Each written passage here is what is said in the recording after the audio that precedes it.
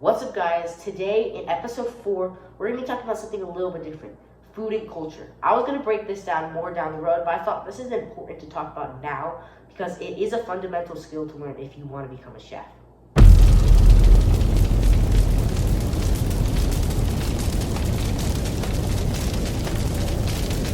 Now, this is a really good topic because everyone eats food. Maybe the viewers or what you guys are eating is something different than I eat on a regular basis.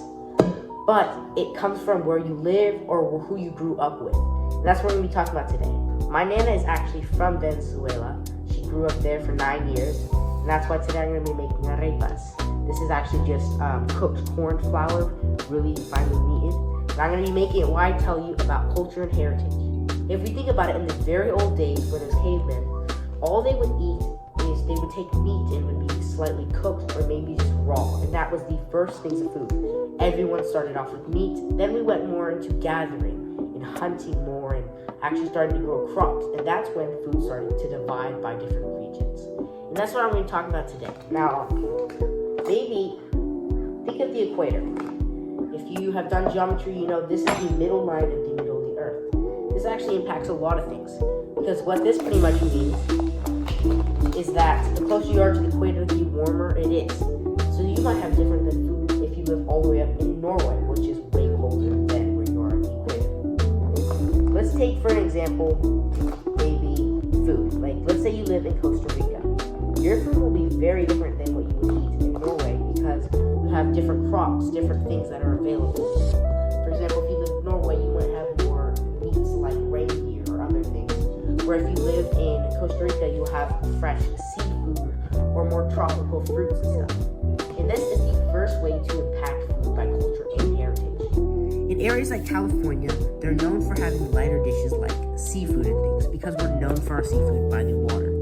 But if you go all the way over here to like maybe Nebraska or Idaho or any of this area, you'll see steaks and potatoes because that is what was grown here. That is what that could thrive here. You're not going to bring something like seafood all the way over here and it would impact the cuisine because it's not really known over here. It would be known near the waters. And that's another thing how food works. Vegetables, seafood, meats, they're all impacted by different regions because you're not going to have beautiful tuna or crab in the middle of the desert. That's why that food is impacted differently than the food they might have maybe in Australia or Indonesia. Now, one thing I would ask of you is please put down in the comments where you're from or what food that you've grown up eating. And maybe I want to cook it. I want to branch out in different cultural regions and figure out all the different beautiful foods that there are out there. Something like grains also affects it. Certain grains are known in certain areas because that's how they grow. This is another way that it impacts different cultures. For example, Mexico or other Central American countries really are known for corn because that's what is easily grown there. This is what it actually is. It's a kind of masa. Let me quickly talk about the arepas. What I pretty much did is I followed the instructions on the back, adding 2.5 cups of water and 2 cups of the mixture and as much salt as you want to taste. There's other things you add once they're already cooked, but they are very simple, almost like breakfast food in Colombia and Venezuela. Look up any region. My favorite thing is to use Food Atlas. I'm going to pop up the logo on screen so you can look it up. This is to help you show where different regions or different food can come from. My favorite thing to do sometimes if I'm making something is hit the surprise me button. This will give me somewhere from all around the world, which I then can make a recipe from. This map is also great because it can help you show you certain areas that are really green, meaning they have a lot of water. Now obviously some of them are colder regions like up here, some of them are hotter regions like closer to the equator. But all these regions, meaning they get a lot of rain, also mean a lot of things that need a lot of rain live here or grow here. Things like rice.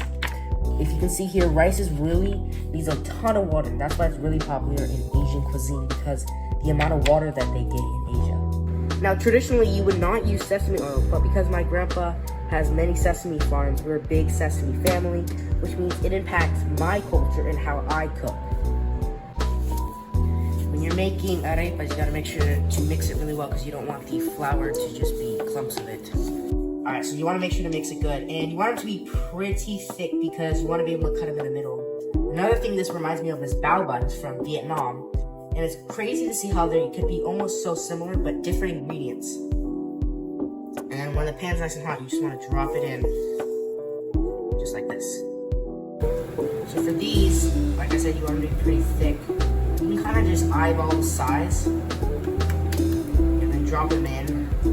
If you don't want to use sesame oil, I highly recommend you use sesame oil, but if you don't, you can also use something like butter or